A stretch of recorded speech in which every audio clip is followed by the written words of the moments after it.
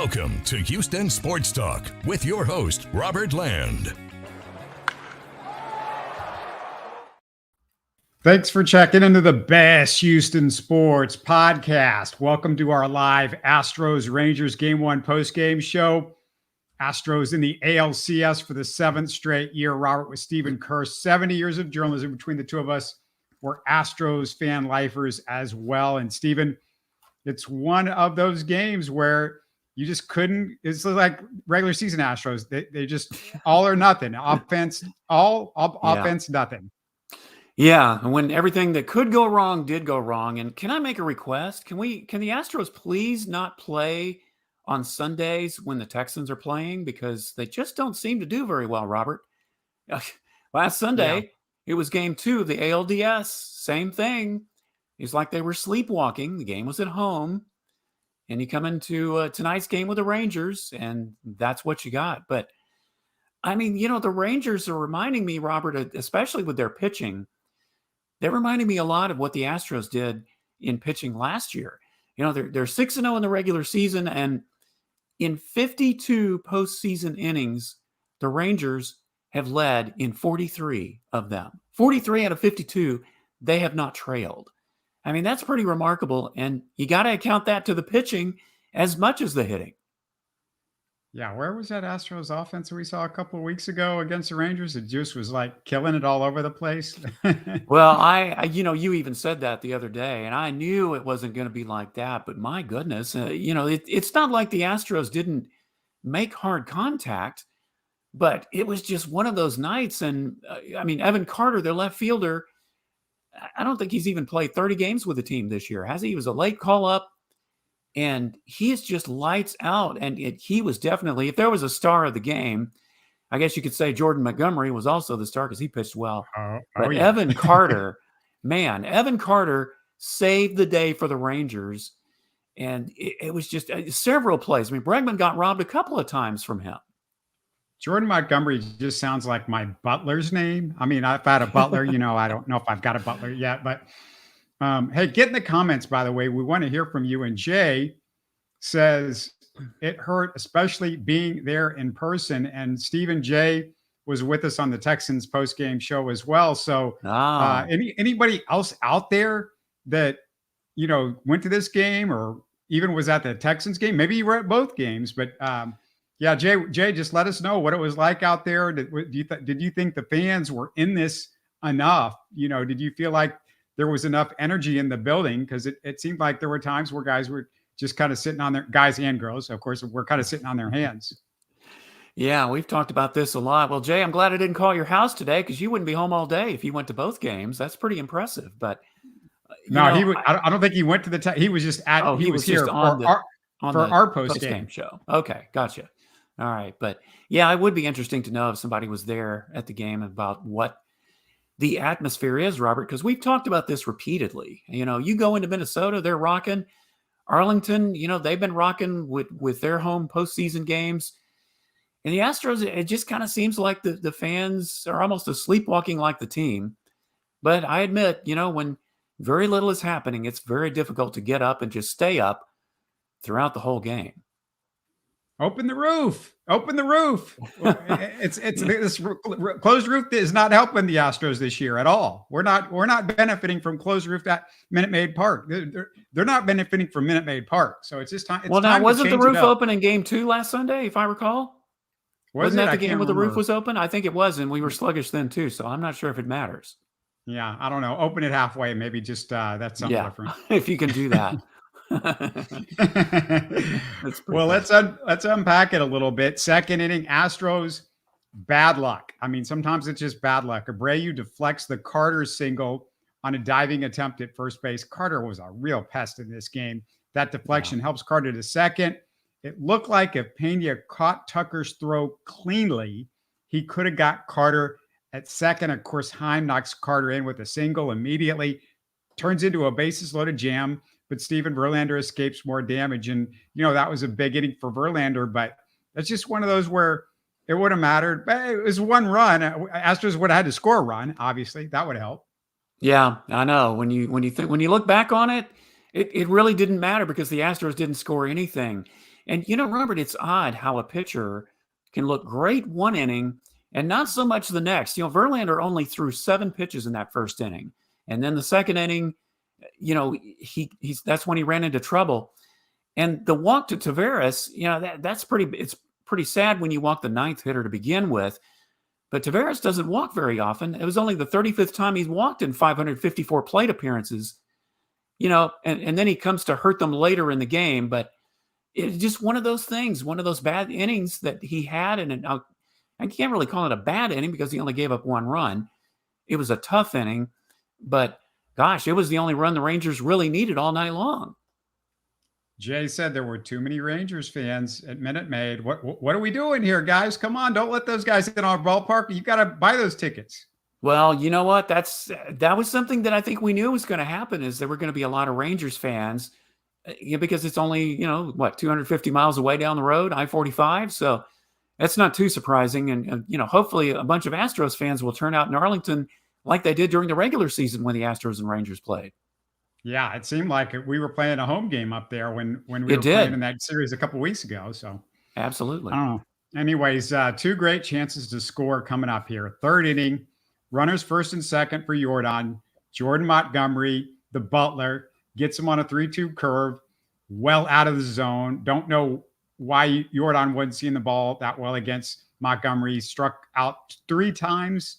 This is the second of 3 strikeouts Montgomery had against Jordan. And then in the 4th, bases jammed for Maldi after 3 straight 2-out singles. And as noted by the Fox crew, Maldi actually 3 for 4 versus Montgomery at the plate in his career. And so you thought, well, Maldi, usually there's no chance, but maybe Maldi's got his kryptonite against this guy. So Stephen, they get him though on a fastball. It's right over the middle. That's a killer.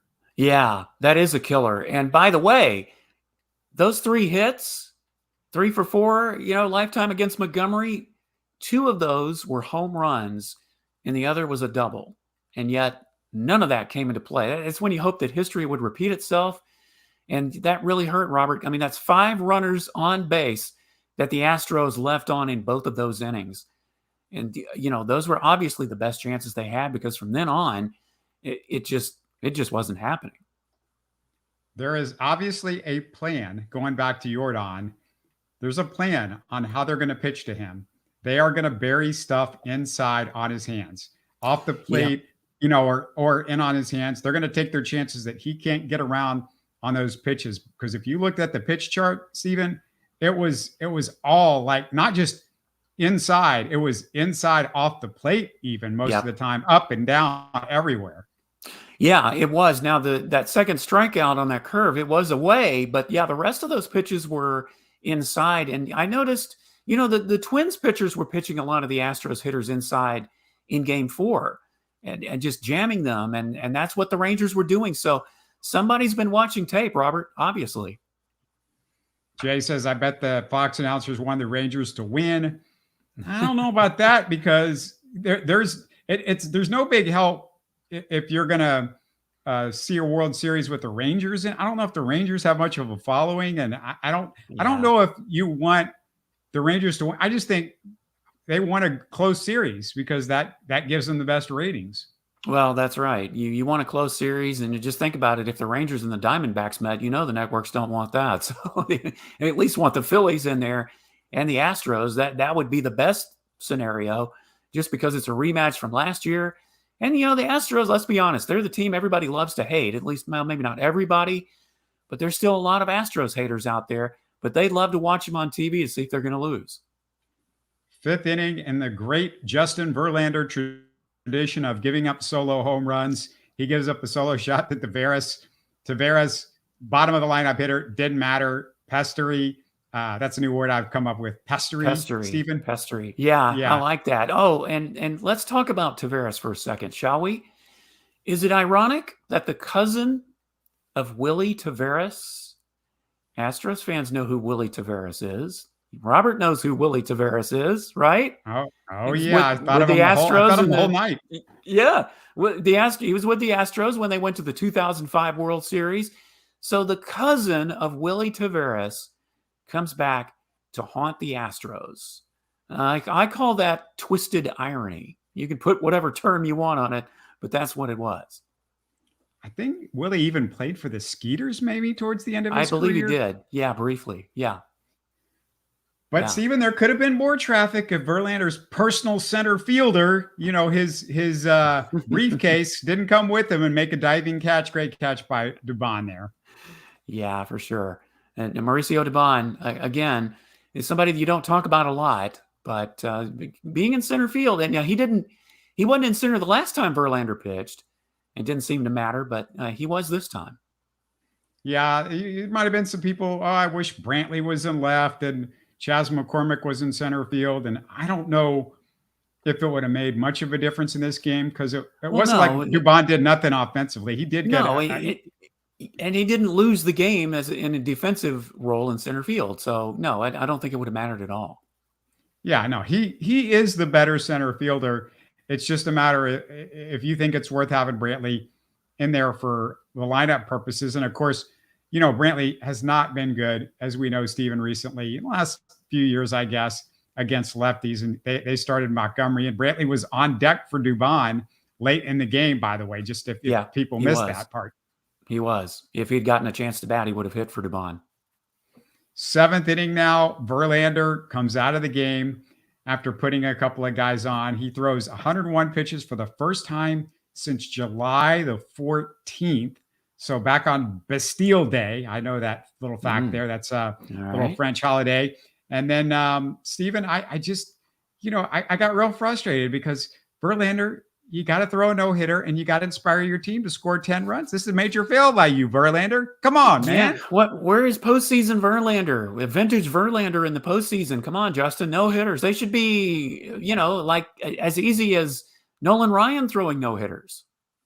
Yeah, Verlander just, you couldn't ask for more than what he's done this first two starts in the postseason. And what can you say, Stephen? At this point, you got to go, whatever happens with those other two guys that the big, minor league guys that the Astros gave up for Verlander, whatever happens with that, it's worth it. Verlander got you in the playoffs this year. He's gotten you in the ALCS, and he's pitched well in the ALC. Everything that you would want so far from Justin Verlander. Yeah, of course we're being sarcastic. We know that, and most of the time the offense has actually come through for Verlander, both in the regular season and, even in that last game in the postseason when he had that shaky first few innings. The offense saved him. So, it was just one of those games, Robert. That's all I can chalk it up to. Just one of those games. We just have to hope game 2's not like that if you're an Astros fan, because you don't want to get down 2-0. And you think about it, the Astros, one of the keys to their success is getting that first win in a series. They've won the last 2 opening games of the ALCS, could have done it a third time, but didn't happen. So, yeah, you really don't want to go down 2-0 against this team the way they've been playing.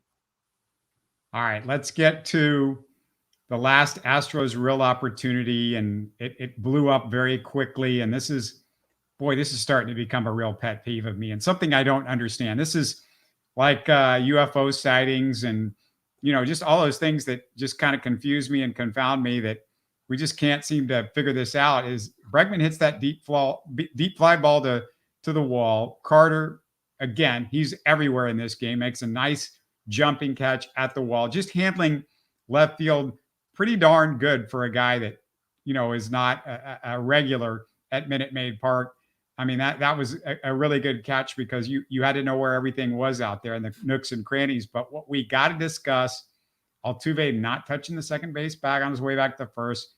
As good a player as Altuve is, Stephen, I just don't understand why a guy that's this smart at baseball can consistently be such a brain dead base runner. Yeah. And, Robert, I've talked about this on the podcast numerous times over the years. This is not a rookie. This is a veteran. And listen, Jose Altuve is going to be a Hall of Famer. There's no doubt about it. But it's not going to be because of his base running. He had a couple of bonehead base running mistakes in the ALDS and didn't come back to haunt them. But that's not the point. Year after year, we see these plays.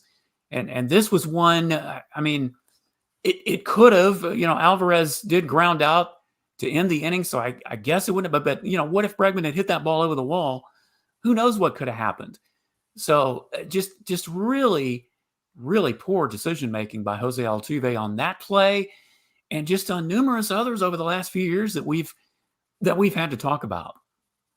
How does this I mean, this is a guy that plays with such intelligence at the plate. He guesses right on pitches all the time.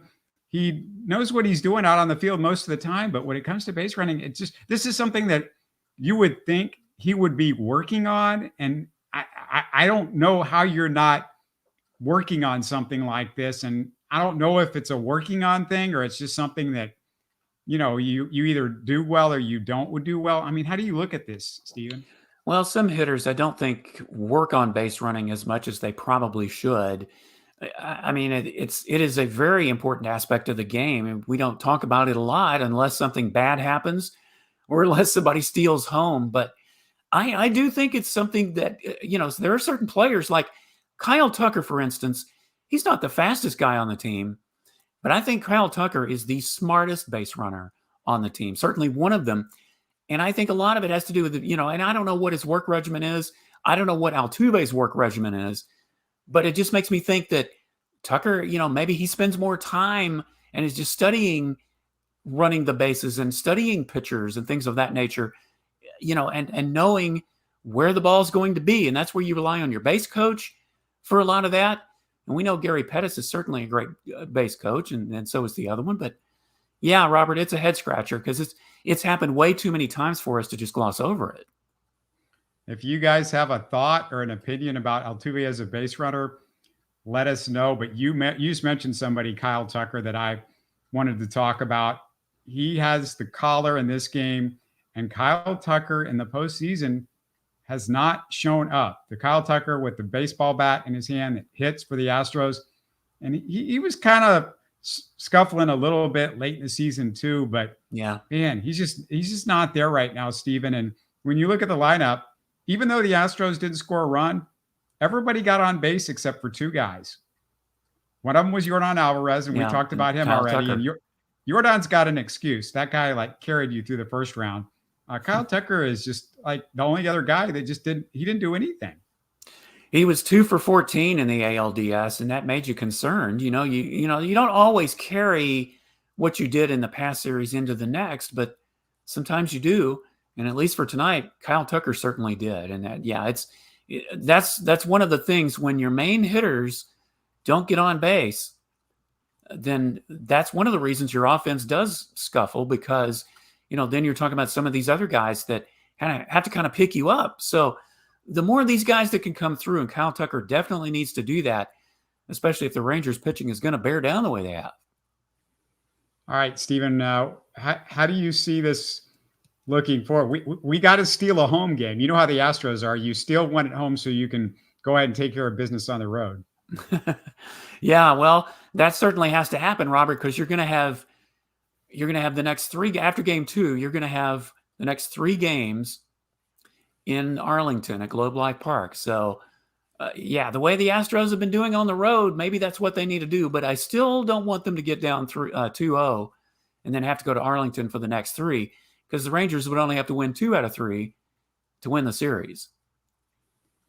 Other thing in this deal, what did you think of Dusty pitching both Neris and Abreu? I mean, you felt like you were in this game, but if you use both of those guys, then it's going to be hard for those 2 guys because you got an afternoon game tomorrow. So those guys, if you need them tomorrow, they're coming back on a really short rest. That's true. I think what he was trying to do is hold it where it was because, the offense was struggling. And if they'd gotten, 1 or 2 more runs, made it 3 or 4 to nothing, at that time you thought, well, it's definitely out of reach. And, you even have to think coming into the 9th inning at 2 to nothing, it didn't look like the Astros were going to do anything. But I think his main objective, Robert, especially with Abreu, he didn't throw that many pitches. Now, Neris did, but possibly Abreu could come out for another inning tomorrow. I don't have his exact pitch count, but he got out of that inning pretty quick. But I think that the main reason was he wanted to keep that lead right where it was and at least give the offense a chance, to maybe do something crazy in the bottom of the 9th because they've done it before, but it obviously just didn't work out. Dusty, by the way, was asked in the postgame, was it too early to pinch hit for Martin Maldonado in that bases loaded situation. And he said it's far too early. It's the fourth inning. You don't change your catcher in the middle of the game like that in a 2-0 game. Of course, we know that Maldi and Justin Verlander are joined at the hip. So maybe Justin Verlander would have killed Dusty if he did that. It's a situation, though, where at that point, I kind of wanted to leave Maldi in because Maldi was 3 for 4. He had success against, nobody else was having success against Montgomery. At least he had a history of it. Yeah. I really don't think that really made a difference in the game. I must admit, I was a little surprised because, I think in one of the previous podcasts that we did, one of the previous postgame shows, we talked about that, and I even said, I don't think you're going to pull Maldi in a close game like this and put Yainer Diaz behind the plate. Well, he did it tonight. Of course, the Astros were behind, but it was only 2-0. It was still a game, but you just never know. I mean, Dusty actually did something that surprised me, something we've been talking about all year long. And just when we were least expecting it, he did it. How you feeling about the pitching matchup tomorrow? You got Fromber against Uvalde, correct? Yep, that is correct. Fromber's going to go in game 2, and Nathan Uvalde has been pitching pretty well for the Rangers. I mean, the Astros, I think, typically have done pretty well against Uvalde, but, you kind of have to throw some of that out the window and talk about what they've been doing lately. And I think it's, Fromber has got to bounce back, Robert. We can't afford another shaky start like what he had. And if the Astros get behind early like that, it's going to be another very tough night for them, I think. Yeah, I mean, you can't fall behind 2-0. I mean, you just can't do that against this team. This team's red hot right now. And no matter how good of a road team you are, you just don't want to go down 2-0 in a series like that. Yeah, the Astros are going to have to bounce back in a hurry. It's a Monday afternoon game. I'll be interested to see how the crowd is, Stephen, especially on a Monday, on an afternoon. Yeah. Maybe we should make this a Houston holiday so we could get the fans a little bit more psyched up for it. But I'm sure everybody's bought the tickets that are going to buy the tickets.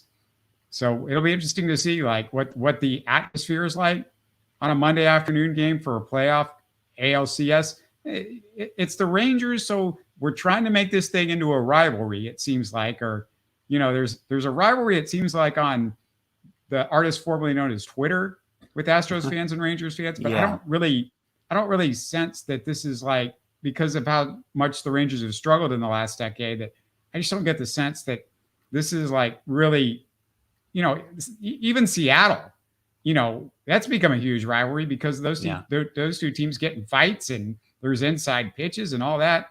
The Rangers, it's just kind of like a patty cake rivalry at this point. I don't know what you would call it. Yeah, over the years, certainly. And, back when the Rangers, when they went, in the ALCS, in 2011 and 2012, well, the Astros weren't even in the American League then. I mean, that's how long ago that's been. I think, with a series like this, maybe that will bring it closer to home. And if the Rangers continue to be competitive in the next few years, which I think they will be with some of the guys they have coming up, and the Astros continue to be competitive, I think it can happen. Certainly meeting in a series like this would do it. But, boy, the game tonight, there were, I know in some games in the regular season between these two teams, there were some pretty feisty things going on. The benches cleared in one game, and but you didn't see any of that in game 1 of this series. Now that may change in the next few games, but the rivalry aspect, I think a lot of it is with the fans as much as anything else, because the players, they just want to focus on winning the game. But there are certain teams that go against each other that even the players don't like each other. Maybe that'll happen at some point with the Astros and Rangers. I don't know. There is a really good sample size. You mentioned Uvalde against the Astros, a really good sample size. 229 plate appearances, 207 at-bats. The Astros have hit 266 with an 857 OPS against Nathan Uvalde. That is the second best rate in the American League, OPS-wise, that that Uvalde, second worst that Uvalde has against anybody. So that's just kind of worth noting as we go to this game tomorrow. And, Fromber, we knew the Astros were not going anywhere without Fromber, Stephen. I mean, you're not going to win anything. So obviously you need Fromber to come through with a big performance. You can't have two bad ones to start the playoffs. Well, I think usually that this does happen when Fromber has a bad start. I mean, he has been known in the past to come back with a much stronger start. You certainly need it on Monday afternoon because that's just going to be big. And yeah, the numbers against Uvalde, I didn't have them in front of me, but I knew we roughed him up several times, even in the playoffs. I think one year, what was it, 2019? It was one of those years that we got to him in the postseason. So we just have to hope that history continues to repeat itself. And the Astros can just jump out on him early and then Fromber to bear down. And that's how you're going to tape game 2. Kobe says if the Rangers win this series, I'll fear them next year with a healthy pitching staff. Yeah, I mean, if Jacob deGrom is ever healthy and if Max Scherzer isn't over the hill, I mean, this is a guy that's old, just like Justin Verlander. And I don't know how much longer he's got. So, yeah, but let's talk about him. Yeah, let's talk about Scherzer a bit because they did put him on the roster for this series. I don't know if you saw that.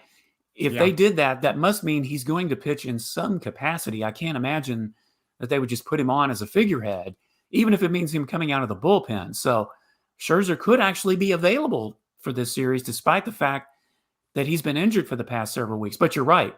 Yeah, the way the pitching has been going, even without those guys in there, I mean, that's what's scary about it. Montgomery has probably been, even more than Scherzer, been the best trade acquisition the Rangers got when they got him from the Cardinals. Any thoughts on the postseason roster? Jake Meyers out and Ronel Blanco is in.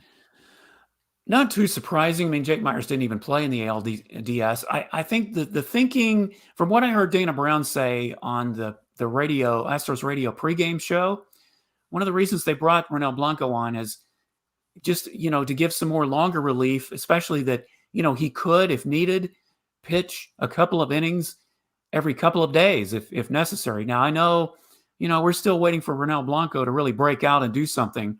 He had a last great month of the season in Sugarland, but I mean, that's Sugarland. It's not the major leagues. And you put him into a postseason type situation, it's such an unknown. You don't know what he's going to do. But I think, in a series, a 7-game series, you got to have 13 pitchers, really. And taking Jake Meyers off the roster, okay, yeah, you might have, had him as a base runner in the 8th or 9th inning, but that's about it. And I think the Astros can do without that. So it didn't really surprise me too much. I mean, I don't know who else the Astros could have gone to add another pitcher to the roster that really would have been much better, especially in the role that I think they're thinking about with Blanco. Yeah, here's my deal. Jake Meyers is a great base runner. He has an elite skill late in innings. John Singleton is not elite at anything. And frankly, if I want somebody up at the plate late in the game, for some reason, if you get to the point where it's a John Singleton or a Jake, I would rather have Jake Meyers. I don't see the value, again, of having John Singleton on the postseason roster. And if I missed it, I'm sorry, but from last I saw, he's still there. Greg Kessinger. Yeah, I think that was the only move they made was to take Meyers off and add Blanco in. Yeah, I'm looking at it right now, and yeah, he's still there. Greg Kessinger is still there. Right. Frankly, I just you're telling me Greg Kessinger and John Singleton have more value than Jake Meyers. I just don't get it. Well, I did hear something about Greg Kessinger, and this is a reach. I get it, but this is what I have heard. That they've actually been working Greg Kessinger out as an emergency third catcher so that if something did happen, where Maldi gets hurt or Diaz gets hurt, and one of the other of them, or let's say both of them go down, or then you've got Kessinger as an emergency. That doesn't give you a lot of confidence. Singleton, yeah, I mean, if you stack up Meyers against Singleton, it doesn't make a lot of sense. That Singleton hasn't done anything. But Meyers, he's been so hot and cold at the plate. But yeah, if I'm going to choose between the two to come up in a pinch hit situation late in the game, I'll take Meyers, definitely. Final thoughts, Stephen. What else do you got for this one? I'm sure fans are just kind of now have to wait, and it's going to feel like a long wait, even though it's just tomorrow afternoon. But what's your final thoughts on this? Well, I think that is a key, is that they don't have to wait too long. It's not going to be another night game, that could play to the Astros' advantage, that you just come back in the afternoon. Maybe you do a little better. I mean, the Astros in day games have done pretty well, except on Sundays. Just don't play on Sunday day games anymore for right now. least for the last 2 weeks. But yeah, I think that's a key, Robert. Just come out in the afternoon, have a short rest, get this thing going, win game 2, and then you got the next 3. You at least feel better going 1-1 to Arlington, where the Astros have fared well on the road, even with raucous fans. I mean, listen, the fans in Arlington can't be any worse than Yankee Stadium or Philly fans, so I don't think that's going to scare the Astros any. And you know what? This team they have a habit of having their backs against the wall, Robert. I mean, I was in a bad mood in the last couple innings, but listen, this isn't the first time this team has done this. They are noteworthy for coming back and playing a lousy game and then following it up with a performance that gets them the win. So I'm still optimistic that they can go in and take game 2. If you missed it, go back and check out our Texans live post-game show. It's up on audio now as well, so you can listen to it on your favorite podcast app. But the video is there on YouTube. So either way, go check it out. Me and Sean break down the entire game. It's almost an hour of a Texans post-game show. It's a lot more positive than this one was. There was actually some fun moments and some good stuff, and there was a win at the end. So we will be back. Me and Steven will be back for all the Astros post-game shows. That is the plan at the moment. So barring catastrophe, me and him will continue to bring you live post-game shows for the Astros. So keep an eye out for that. Tell your friends, tell your coworkers, tell your mom and dad and grandpa and grandma and Uncle Susie and whoever else needs to know. But Uncle Susie, oh, that's different. Yeah, well, just tell everybody. Just seeing if anybody's still awake at almost 11 o'clock. We will talk to you later. Have a good night, everyone. You're listening to Houston Sports Talk. Hey, don't forget to support us by subscribing and commenting on YouTube. You can always listen to us on Spotify, Apple, or your favorite podcast app. Tell your friends about us and share our show links on social media. Spread the word, everybody. Thanks for listening.